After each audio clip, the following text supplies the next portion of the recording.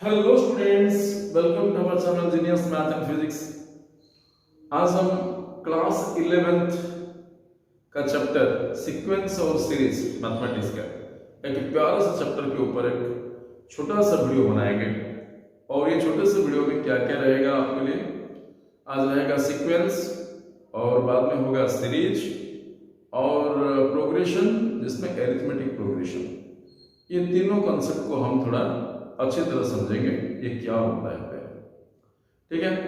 और ये चैप्टर देखिए ना, ये जो चैप्टर है सीक्वेंस एंड सीरीज, ये तो 11th क्लास के लिए इंपॉर्टेंट है और जो कि कोई एंट्रांस के लिए भी एक दो सवाल की जरूर आता है, तो ये एक महत्वपूर्ण चैप्टर, इंपॉर्टेंट चैप्टर है सभी के लिए, ठीक है। चाहे वो कौन सा बोर्ड के भी हो, इसको थोड़ा ध्यान से पढ़ना है और इसको ध्यान से समझना है, ठीक है। ये जो वीडियो में हम डिस्कशन करेंगे सिर्फ थ्योरी, क्या क्या होता है, कैसे होता है, क्या होता है, नहीं होता है, ये सब थ्योरी होता है। और बाद में एक न्यूमेरिकल का वीडियो बनाएंगे, ठीक है। चलिए, ये सीक्वेंस और सीरीज आज का वीडियो जो होगा, ये सीक्वेंस एंड सीरीज के ऊपर एक वीडियो। पहले देखेंगे कि सीक्वेंस किसे कहते हैं, what is called sequence. Sequence means एक रेगुलर पैटर्न को, रेगुलर पैटर्न और रेगुलर अरेंजमेंट ऑफ टर्म्स, बस इतना ही याद रखना। रेगुलर पैटर्न और arrangement of terms is called sequence, ठीक है। मान लो कि मैथमेटिक्स में सीक्वेंस क्या बनता है, ये 1 है और बाद में एक नंबर लिखेंगे 4, ये लिखेंगे n, ये 9, ये लिखेंगे 16, ये लिखेंगे 25, ये लिखेंगे 36। आप लोग ये देखो कि इसमें जो है पहला टर्म 1, दूसरा टर्म 4 यानी 2 स्क्वायर, तीसरा टर्म 3 स्क्वायर, फोर्थ टर्म ये 4 स्क्वायर, 5 स्क्वायर एंड 6 स्क्वायर। एक रेगुलर पैटर्न बना हुआ है, वो पैटर्न क्या है, वो n स्क्वायर वाला पैटर्न है। समझ में कि हम इसको देख के आगे का क्या हो सकता है, हम ये जो सीक्वेंस का जो आगे का टर्म क्या होगा आप बता पाएंगे कैसे, क्योंकि एक रेगुलर पैटर्न को ऑब्जर्व करने के बाद। तो ये हो गया n स्क्वायर है इसमें, ये सीक्वेंस का देखिए, अगर आप ऐसे डॉट डॉट तीनों डॉट दे देंगे तो ये बन जाएगा इनफाइनाइट सीक्वेंस। इसमें क्या होगा, इनफाइनाइट टर्म्स होगा, इनफाइनाइट सीक्वेंस। इसका मतलब है कि आप लोगों को इसके बाद सब स्क्वायर होकर ही मिलेगा, तो इन्फिनिट टर्म्स मिल रहा है, इसलिए हम इसे कहते हैं इनफाइनाइट सीक्वेंस। छोटा सा और एक एग्जांपल लें, मान लो कि एक स्कीम बन रहा है, हमारा पोस्टल का एक स्कीम बन रहा है। ये कैसा स्कीम है, ये डेली स्कीम है। डेली स्कीम में मान लो कि पहले दिन आप डिपॉजिट करना है 5 रुपीज, बाद में आपको डिपॉजिट करना है 10 रुपये एक्स्ट्रा, मतलब 15 रुपीज, बाद में और 10 रुपये एक्स्ट्रा, तो आपको मान लो कि 25 रुपीज, बाद में और 10 रुपीज, इसका मतलब 35 रुपीज। ऐसे आपका डिपॉजिट करके जाना है। पहले दिन में 5 रुपीज, दूसरा दिन में 15, तीसरा दिन में 25, फोर्थ दिन में 35, ऐसे ही आपको डिपॉजिट करके जाना है। तो आप लोगों के लिए देखिए, ये क्या हो गया, ये जो पहला 5 था, इसके बाद 15 आ गया, इसके बाद 25 आ गया, इसके बाद 35 आ गया। ये भी सीक्वेंस बनता है, ये भी एक सीक्वेंस बनता है। समझ में आ रहा है। मतलब कि अगर आप कहेंगे कि एक पुशअप करेंगे, ठीक है, पुशअप का वो तो पता है ना, जिम में पुशअप करते हैं। पहले वीक में मान लो कि आपने 5 पुशअप कर लिया, दूसरे वीक में आप 10 पुशअप कर लिया, तीसरे वीक में आप 20 पुशअप कर लिया, फोर्थ वीक में आपको मतलब 40 को सब बन गया। तो देखिए आपका अगर हम कहेंगे ऐसे ही चलेगा तो ये भी एक सीक्वेंस बनता है ना, ये होता है सीक्वेंस। सीक्वेंस का मतलब क्या है, किसी एक रेगुलर पैटर्न से, किसी एक पैटर्न से अगर वो अरेंजमेंट हो रहा है तो इसे हम सीक्वेंस कह रहे हैं। इसको क्या कहते हैं हम लोग, सीक्वेंस। आगे समझ में सीक्वेंस के बारे में। अगर हम कहेंगे 1 इसके बाद 3 इसके बाद 5 इसके बाद 7, ये भी तो सीक्वेंस, ये भी एक सीक्वेंस। तो सीक्वेंस का मतलब होता है arrangement of the terms in a regular pattern. आ रहा है समझ, यही एक सीक्वेंस बनता है, ये भी एक सीक्वेंस बनता है, ये भी एक सीक्वेंस बनता है, ये भी एक सीक्वेंस बनता है, बन रहा है, ये भी तो एक सीक्वेंस बनेगा ना। 1 अगर हम कहेंगे 1 के बाद मतलब ये 4 इसके बाद 7 इसके बाद 10, ये भी तो एक पैटर्न बनता है, ये भी तो एक सीक्वेंस है। तो सीक्वेंस किसे कहते हैं, बस इतना ही याद रखना।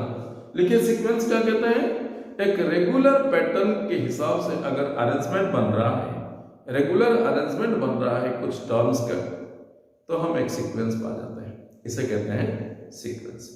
Pause the video to note it down. We will have another term, series. What is the meaning of series? थोड़ा इको हो रहा है ना, प्लीज मैनेज कर लेना साउंड को थोड़ा, ठीक है। और ये हो सकता है नेक्स्ट और सेकंड वीडियो थर्ड वीडियो में हो सकता है 2-3 दिनों के बाद ये प्रॉब्लम भी आपका हल हो जाएगा, ठीक है। थोड़ा देख लेना और ज़्यादा से ज़्यादा शेयर कर लेना वीडियो को, ठीक है। चलिए तो देखिए ये सीरीज क्या होता है, सीरीज मतलब क्या है, आप लोगों को तो पता चल गया कि सीक्वेंस क्या होता है। अगर हम कहेंगे सीक्वेंस में ये सब टर्म है, A1 है एक टर्म, और कहेंगे कि A2 एक टर्म है, A3 एक टर्म है, A4 एक टर्म है, ऐसे ही टर्म्स बनेंगे, ठीक है। अगर हम एक कमा हटाएंगे, एक कमा हटा देंगे, सब कमा जो है एक कमा साइन हटाएंगे और इसमें कुछ नहीं बस प्लस आ गया, क्या लगाएंगे, प्लस। समझ में आ रहा है कितना आसान हो गया, देखो ना, समझना कितना आसान है। देखिए ये जो हम लोगों का ये था सीक्वेंस में था, मान लो कि एक सीक्वेंस बना रहा है, ठीक है। अगर हम इस सीक्वेंस को अगर हम कमा हटाएंगे और इसमें प्लस ऐड करेंगे तो ये सीरीज बन जाएगा। ये क्या बन जाएगा, ये एक सीरीज बन जाएगा, ठीक है। बिल्कुल भी ध्यान मत हटाना, अगर थोड़ा भी ध्यान भटक गया है तो अभी देखो मैं क्या कह रहा हूं कि ये जो 5 ये जो 10 ये 15 और 20 चाहे ये एक सीक्वेंस बना रहा है, तो कुछ स्टूडेंट्स मुझे पूछ रहे हैं सर क्या ये चारों को मिला के क्या एक सीरीज बन जाएगा। इसका आंसर एक आंसर जो है 20 + 15 + 10 + 5, इसका आंसर कितना है, ये जो 50 आ गया, क्या ये 50 सीरीज है क्या, नहीं, ये नहीं सीरीज बनाएगा। तो सीरीज कौन सा सीरीज है, सीरीज बस इतना ही यार, ये जस्ट जितना हम लोगों का जितना जो सीक्वेंस जो है, सीक्वेंस में जो टर्म्स थे इसी टर्म को हम ऐड करेंगे तो ये क्या बन जाता है, ये एक सीक्वेंस बनता है, ये बन जाता है सीक्वेंस, इसका रिजल्ट नहीं। आ रहा है समझ। अगर हम कहेंगे नहीं वो 1/2 है, 1/4 है, 1/8 है, 1/16 है, तो ये भी एक तो सीक्वेंस है, ये भी सीक्वेंस बना है। अगर हम कहेंगे कि इसको सीरीज में बनाओ, बस कुछ नहीं, बस ये ऐड कर दो, एक सीरीज बन जाएगा। यही होता है सीक्वेंस। अगर कमा हटा के ऐड करोगे तो बन जाएगा सीरीज। क्या दिक्कत है इसमें, कुछ नहीं। सीरीज का मतलब क्या होता है तभी, तो सीरीज का मतलब होता है कि सीक्वेंस में जो टर्म्स आ रहे हैं ये सभी टर्म को हम मिलाएंगे, प्लस जोड़ देंगे, जो plus plus plus plus plus करके रिजल्ट नहीं निकालेंगे, ठीक है। तो ये क्या बन जाएगा आप लोगों का सीरीज बन जाएगा। आ रहा है समझ में? ये हो गया सीक्वेंस, ये हो गया सीरीज। तो अभी हम देखेंगे क्या ये सीरीज प्रोग्रेशन में है, कि सॉरी ये सीक्वेंस क्या प्रोग्रेशन में है, या ये जो लिखा मैंने क्या ये प्रोग्रेशन में है। तो प्रोग्रेशन क्या बनता है, व्हाट इज प्रोग्रेशन? हम और एक टर्म लिखेंगे कि प्रोग्रेशन। जो टर्म कह रहा है प्रोग्रेस का मतलब कंटिन्यूटी, प्रोग्रेस का मतलब होता है कंटिन्यूटी। किसी एक रेगुलर पैटर्न को फॉलो कर करके आगे बढ़ना, इसे कहते हैं प्रोग्रेशन। एक बार फिर दोहरा रहा हूं स्टेटमेंट, किसी एक रेगुलर पैटर्न को फॉलो करके आगे बढ़ना, इसे कहते हैं प्रोग्रेशन। अगर समझ लो तो ये जो प्रोग्रेशन है, ये प्रोग्रेशन 3 टाइप का होता है। एक होता है अरिथमेटिक प्रोग्रेशन, एक होता है क्या अरिथमेटिक प्रोग्रेशन, अरिथमेटिक प्रोग्रेशन एमएटीएसी, और ये सेकंड हो गया ज्योमेट्रिक प्रोग्रेशन, और दूसरा और तीसरा जो है वो हार्मोनिक प्रोग्रेशन। एक बार फिर arithmetic progression, geometric progression and harmonic progression. हम लोगों के लिए अरिथमेटिक प्रोग्रेशन और ज्योमेट्रिक प्रोग्रेशन बहुत इंपॉर्टेंट है। बाद में हार्मोनिक प्रोग्रेशन। ठीक है, कितना प्रोग्रेशन है? Arithmetic progression, geometric progression, geometric progression, तो होता है ज्योमेट्रिक प्रोग्रेशन और एक हार्मोनिक प्रोग्रेशन। ऐसे ही तीनों प्रोग्रेशंस हैं। पहला प्रोग्रेशन होता है अरिथमेटिक प्रोग्रेशन, जिसको हम लिख रहे हैं एपी, और एक ज्योमेट्रिक प्रोग्रेशन है जो कि हम लिखेंगे जीपी, और एक हार्मोनिक प्रोग्रेशन है जिसे कहते हैं हम एचपी। आप लोगों को ये तीनों के तीनों प्रोग्रेशन को मैं आप लोगों को ये पूरा जो तीनों प्रोग्रेशन है इसको पूरा ब्रीफ में इसको डिस्क्राइब करूंगा। ठीक है, मैं आज के वीडियो सिर्फ अरिथमेटिक प्रोग्रेशन तो ही समझाएंगे। मैंने पहले से बोला था आज के वीडियो सिर्फ अरिथमेटिक प्रोग्रेशन तक ही होगा।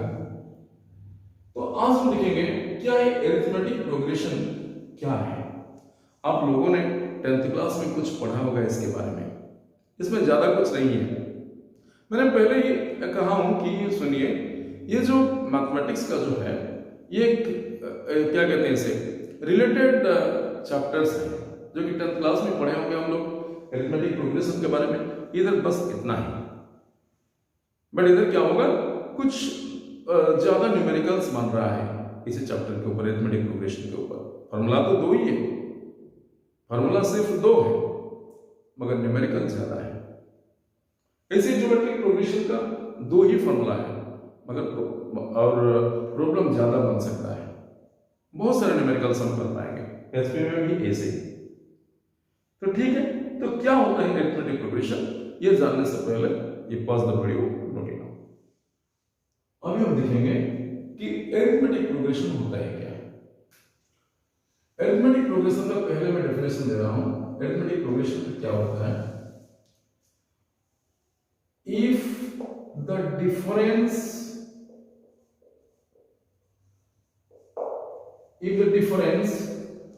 between two consecutive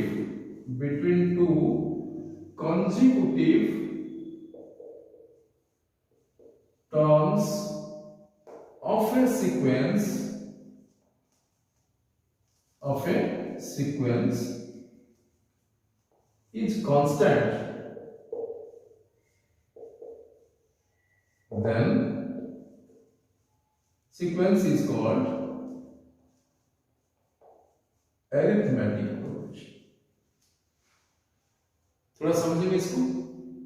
If the difference between two consecutive terms of a sequence is constant, then it is called AP.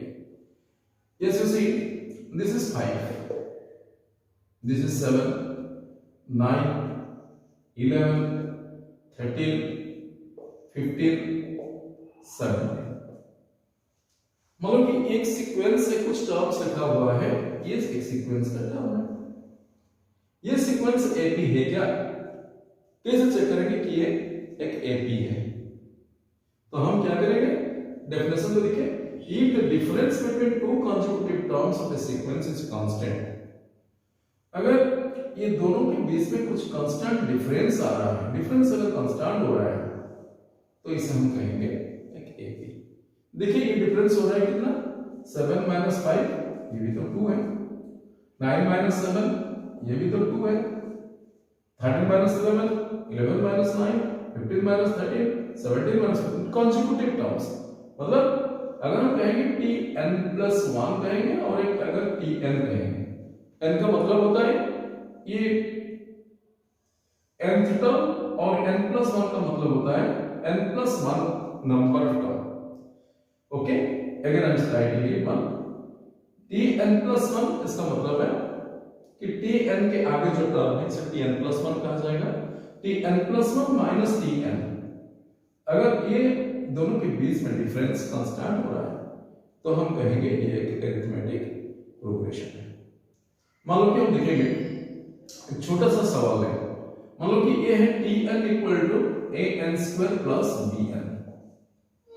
इसका मतलब है हम जो टर्म्स लिख रहे हैं इसका nth टर्म, ये देखिए इधर t1 का मतलब होता है 5, पहला टर्म है, और t2 ये तो 7, t3 ये भी 9।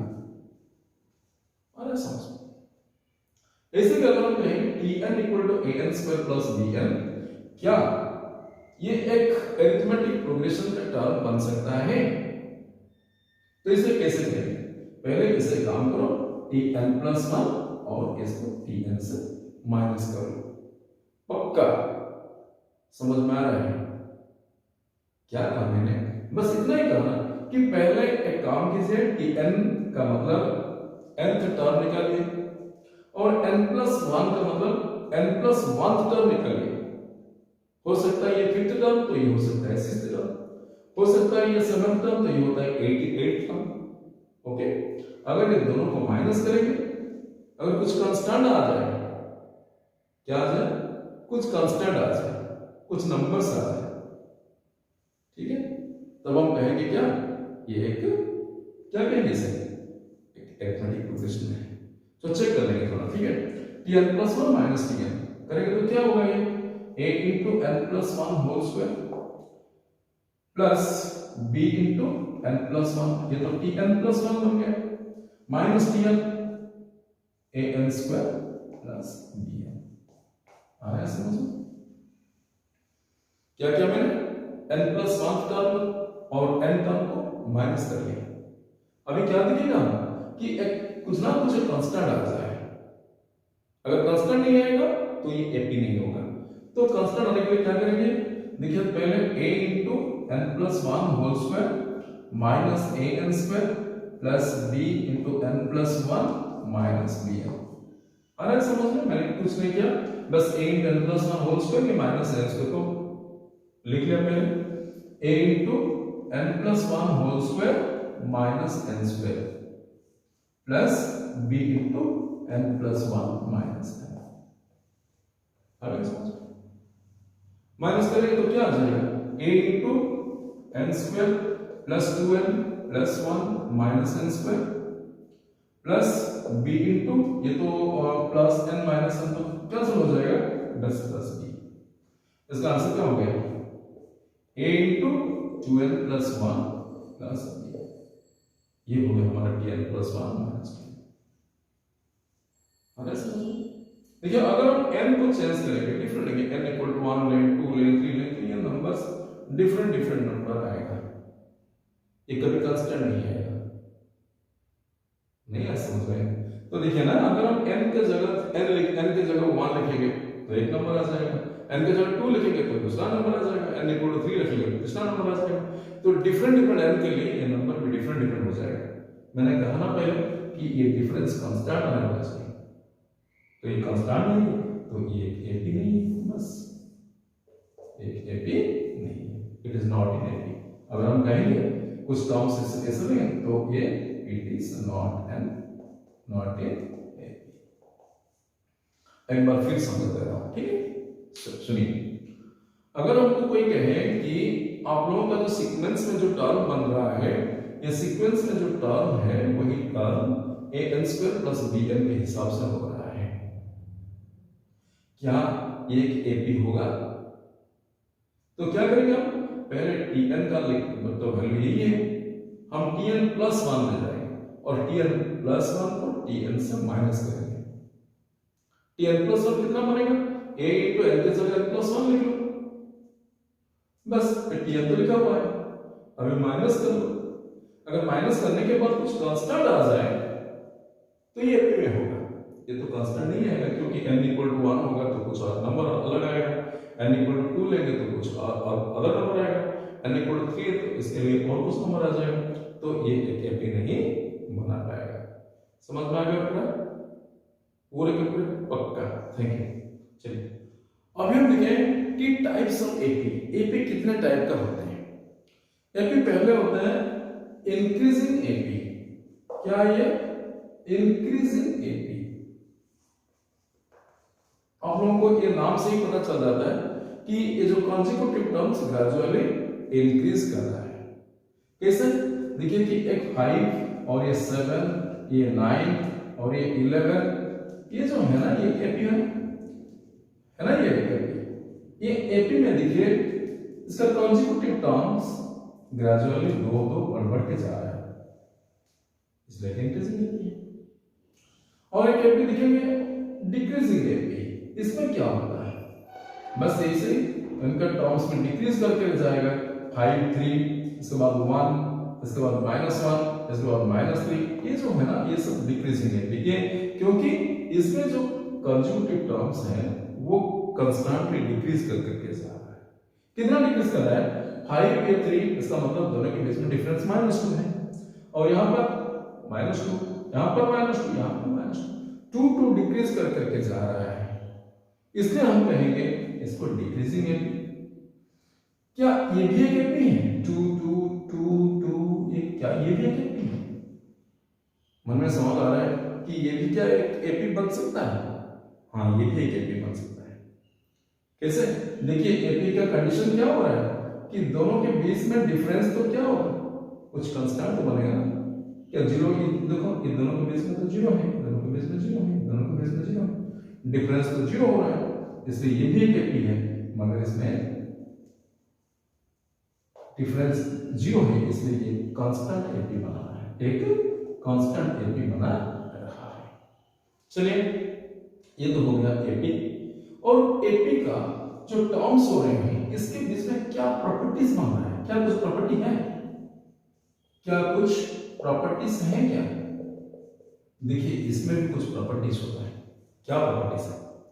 पहला प्रॉपर्टी यही है कि अगर कुछ एपी में होने वाले टर्म को, कुछ एपी में होने वाले टर्म को if the terms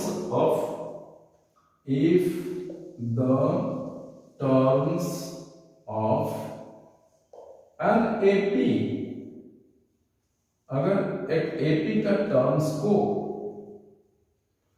if the terms of an AP is added or subtracted, एक लाइन में मैं लिख रहा हूं, added, subtracted or multiplied or divided by any constant or divided by any constant। एक लाइन में मैंने लिख लिया क्योंकि चारों प्रॉपर्टी याद करना मुश्किल है, तो ये हम लिख दिया कि if the terms of an AP is, चाहे तुम ऐड करो या सब्ट्रैक्ट करो या मल्टीप्लाई करो या डिवाइड करो, जो भी करो, by an arbitrary constant, by an arbitrary constant,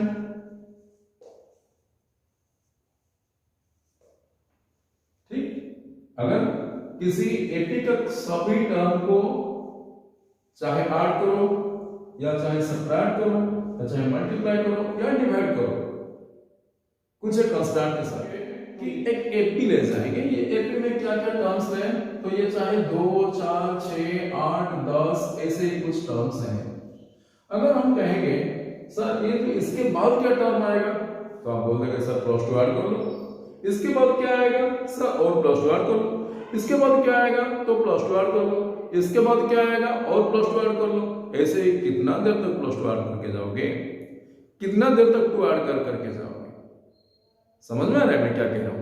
अगर कोई आपको पूछे तो 17th टर्म क्या होगा, 78th टर्म क्या होगा, 200 टर्म्स क्या होगा, कितना देर तक ऐड करोगे? तो इसलिए हम एक क्या कहेंगे, एक इस दिखेंगे कि एक फॉर्मूला क्या बनता है इसके लिए। अगर हम कहेंगे कि nth टर्म क्या है तो ये हो गया a plus n minus 1 into D. आप लोगों को ये समझ में आना चाहिए, क्यों कि जो पहला टर्म होता है ये तो a है, और दूसरा टर्म है जो है a प्लस d है, तीसरा टर्म है तो a प्लस 3d है, क्योंकि dd तो ऐड करके जाओगे ना, कॉमन डिफरेंस d है, तो ये a प्लस 3d होगा। तो ऐसे ही अगर हम जाएंगे तो nth टर्म में क्या आएगा, nth टर्म में क्या आएगा, देखिए पहला टर्म होता है a, दूसरा टर्म होता है, पहला टर्म होता है a, दूसरा टर्म है t2, तो a plus 2 minus 1 into D बन गया। तीसरा टर्म क्या है, तो आप बोलोगे सर a प्लस 2d, तो a plus 3 minus 1 into D. अगर ये सीक्वेंस फॉलो करके जाएंगे तो nth टर्म को क्या होगा, a plus n minus 1 into D तो होगा। यही होता है nth term of the AP। आगे समझ एक बार फिर दोहरा रहा हूं कि अगर हम एक AP कहेंगे जिसमें पहला टर्म है a और कॉमन डिफरेंस d होगा, तो पहला term a common difference d है तो second term a plus d हो गया, तीसरा टर्म a प्लस 2d हो गया। अगर nth टर्म क्या होगा, चाहे वो 500th टर्म हो, चाहे 878th टर्म हो, चाहे ये 87th वाला टर्म हो, जो भी टर्म हो, क्या होगा, तो ये देखिए t1 तो a हो गया, t2 में तो a plus 2 minus 1 into D आ गया, t3 में a plus 3 minus 1 into D आ गया, तो nth टर्म में ये तो आएगा ही tn equal to a plus n minus 1 into D आएगा। हो गया, पूरे के पूरे समझ में आ गया पूरा। ये हो गया आपका nth टर्म। अगर हम कहेंगे कि ये जो nth टर्म लिखा हुआ है ऐसे लिख के जाएंगे 2 plus 4 plus 6 plus 8 plus dot dot dot dot dot ऐसे लिखेंगे, ये तो एक AP का टर्म्स लिखा हुआ है और इसमें एक सीरीज बन गया, अरिथमेटिक सीरीज हो गई। तो इसमें क्या होगा कि अगर हम कोई पूछे कि इसका जो nth टर्म तक समेशन क्या है, इसका nth टर्म तक समेशन मतलब nth टर्म तक का समेशन, अगर हम कहेंगे ये एक्चुअली ऐसे लिखा जाता है a इक्वल टू 1 से पहला टर्म a1, दूसरा टर्म a2, तीसरा term a3, fourth term a4, ऐसे ही अगर हम ऐड कर करके जाएंगे अप टू nth टर्म तक, तो इसका वैल्यू क्या आएगा AP में आपको पता है, इसका वैल्यू आएगा n/2 into 2a plus n minus 1 into d। इसका मतलब है n/2 into a plus n minus 1 into d। आप लोगों को ये पूरे के पूरे कॉन्सेप्ट पता है आपको, गॉस थ्योरम, ठीक है।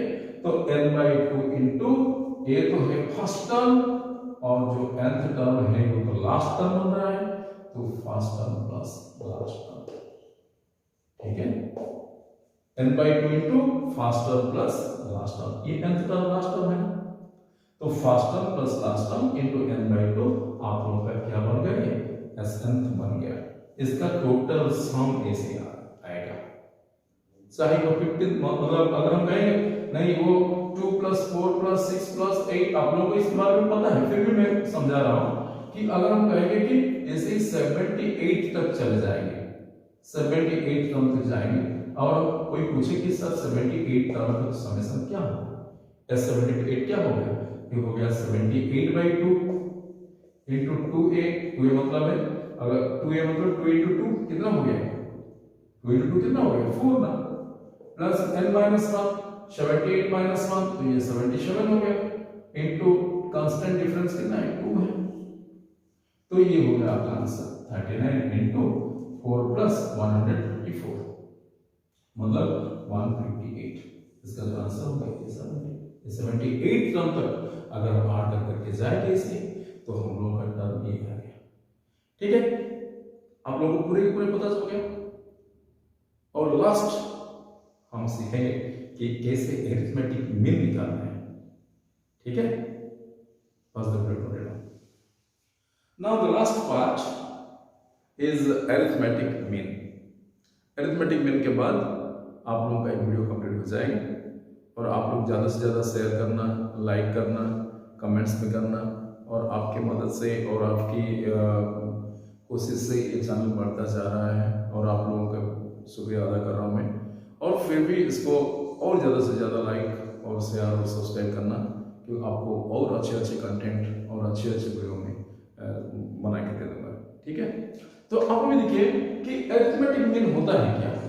अगर हम कहेंगे कि एक टर्म है ए और दूसरा टर्म है बी, क्या है, एक टर्म ए और एक टर्म बी है, मैं कह रहा हूं कि इसमें और एक टर्म ऐड कर लो, in between this A and B you add another term C so that A C B will be in arithmetic progression. एक बार फिर अगर हम कहेंगे कि ए और बी के बीच में किसी और एक टर्म को ऐड कर लो, जैसे कि वो ए सी और बी जो तीनों टर्म है वो अरिथमेटिक प्रोग्रेशन में रहेंगे, तो क्या करेंगे हम, ये देखिए अरिथमेटिक प्रोग्रेशन के लिए क्या होता है, अरिथमेटिक प्रोग्रेशन के लिए क्या होगा, ठीक है, अरिथमेटिक प्रोग्रेशन के लिए क्या बनता है कि कंसेक्यूटिव टर्म का डिफरेंस कांस्टेंट बनता है। ठीक है, कंसेक्यूटिव टर्म का डिफरेंस कुछ कांस्टेंट बनता है, जिसे कहते हैं हम बी, कहते हैं या नहीं। ठीक है, ये जो अभी हम सी निकालें तो कैसे निकालें, वो सी को देखिए, ये सी प्लस सी तो 2c हो गया, 2c का मतलब हो गया a प्लस बी और c a plus b by 2 बन गया। ये जो c आ गया ना in between a and b, ये अरिथमेटिक मीन कहलाता है, इसे कहते हैं अरिथमेटिक मीन, जिसे हम लिखते हैं am।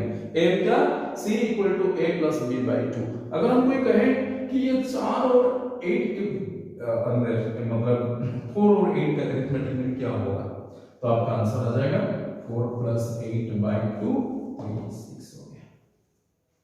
अरे समझ, अभी मेरे दिमाग में एक सवाल आ रहा है कि ए और बी के बीच में कितना अरिथमेटिक मीन बन सकता है, कितना अरिथमेटिक मीन बन सकता है, तो हम कहेंगे कितना अरिथमेटिक मीन बन सकता है, तो इसमें इंफिनिटी नंबर ऑफ टर्म्स तो बन सकता है।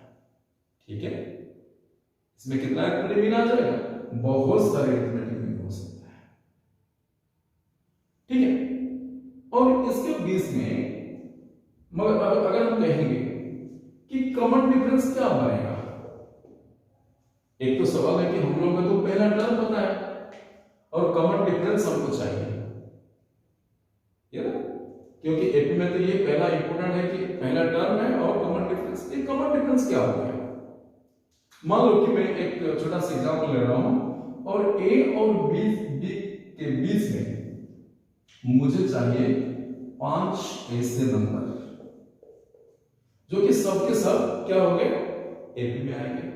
मान लो कि ये सब कहा, ये A1, A2, A3, A4, A5 के बहुत एक प्यारा सा फॉर्मूला आ जाएगा आप लोगों के लिए। देखिए कैसे हो गया, तो ए और बी के बीच में हमने 5 अरिथमेटिक मीन रखा, 5 नंबर्स रखा, तो देखिए क्या हो गया ये, तो A1 minus A is equal to तो A2 माइनस A1, क्योंकि ये सब तो एपी में है, तो common difference A1 minus A is equal to A2 minus A1, ये तो हो गया। अभी देखें ये भी तो D बन गया, अरे समझ में, ये तो D है, और A2 माइनस A1 क्या हो गया, A2 माइनस A1 ये भी D, A3 माइनस A2 ये क्या हो गया, ये भी तो D, A4 माइनस A3 ये क्या हो गया, ये भी तो D, A5 माइनस A4 ये क्या हो गया, ये भी तो D, A5 minus B minus A5 ये क्या हो गया, ये भी D हो गया।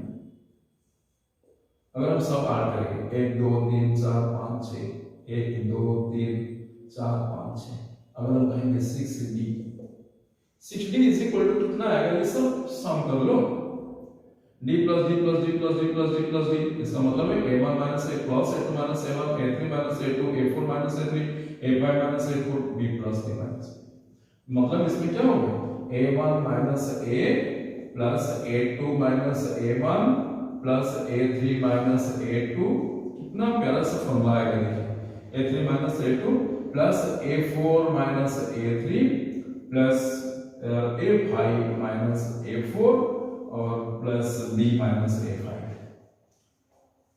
तो अगर हम सब इसको सॉल्व करेंगे तो कितना आएगा देखिए, मान लो कि ये तो हो गया A1, तो ये भी A1 कट गया, माइनस A2, तो यहाँ पर भी क्या प्लस A2 भी कट गया, माइनस A3 प्लस A3 भी कट गया, A4 भी कट गया, A5 भी कट गया, तो आ गया B माइनस A। तो D कितना हो गया, D हो गया B माइनस A बाई 6। कितना हो गया D, B minus A by 6। ये हो गया कॉमन डिफरेंस। कितना इंटरेस्टिंग सवाल था कि अगर हम इसमें कितना लेंगे, 1 2 3 4 5 लेंगे, इसलिए हम इसे लिखेंगे B minus A by 5 plus 1।